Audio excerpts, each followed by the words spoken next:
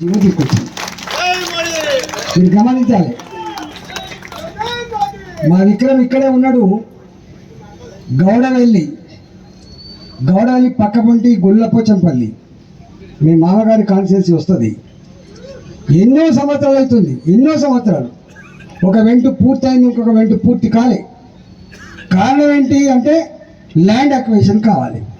ఎంత కావాలి land acquisition? ఒక 90 లక్షల రూపాయలు, 80 లక్షల రూపాయలు కావాలి. నేనన్నా 18 కోట్లు ఖర్చు పెట్టి 90 లక్షల రూపాయల కోసం 10 ఏళ్ళుగా అది పెడితే ఏం లాభం ఉంటుంది? 10 ఏళ్ళు ఏం లాభం ఉంటుంది చెప్పి 90 లక్షల రూపాయలు కూడా రైల్వే డిపార్ట్మెంట్ ఒప్పించి ఇవాళ ఆ ల్యాండ్ అక్విజిషన్ కూడా మనమే చేస్తున్నాం. ఇవాళ మీరు ఇవాళ వారి కాన్సెన్స్ 3 చెప్పుకున్నాడు, 4 చెప్పుకున్నాడు.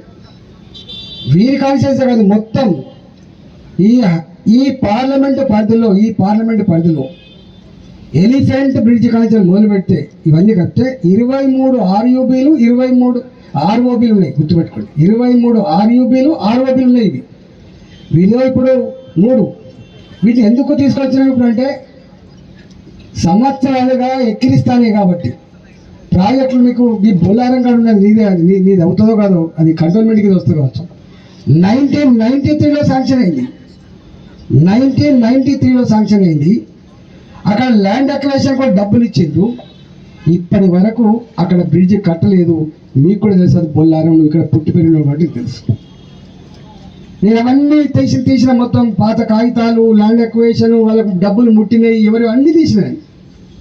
నేను రాజశేఖర్ రెడ్డి గారు, నేను కూడా ఒక 2 సార్లు ఇక్కడ మేడ్చల్ల మొదలుపెట్టి మల్కాగిరి వరకు అన్ని రైల్వే లైన్లు 2 డేస్ నేనే తిరిగిన, 2 టైమ్స్ నేను తిరిగిన. మొత్తం తిరిగి ఇంజనీర్లను, వాళ్ళని వీళ్ళను ఏంది దీని పని ఏంది, దీని పని ఏందని చెప్పి అన్ని రకాల కొంత హోంవర్క్ చేస్తే లాస్ట్కి తెలియదు ఏంటంటే మేము ఇస్తాం సార్ డబ్బులు రైల్వే ప్రకారంగా, కానీ రాష్ట్ర అధికారుల యొక్క సమన్వయం లేకపోతే మాకు కష్టమవుతుంది అన్నది.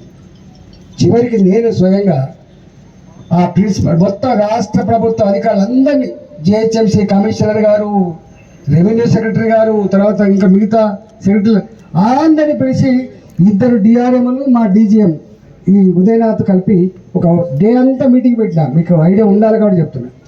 డే అంతా మీటింగ్ పెట్టి, అయ్యా మీరు రూపాయి ఇవ్వకపోతే, రాష్ట్ర ప్రభుత్వ పరంగా రూపాయి ఇవ్వకపోయినప్పటికి కూడా ఇవాళ మొత్తం 1000 కోట్లు, 1500 కోట్లు మొత్తం రైల్వే డిపార్ట్మెంటే ఖర్చు పెడుతుంది.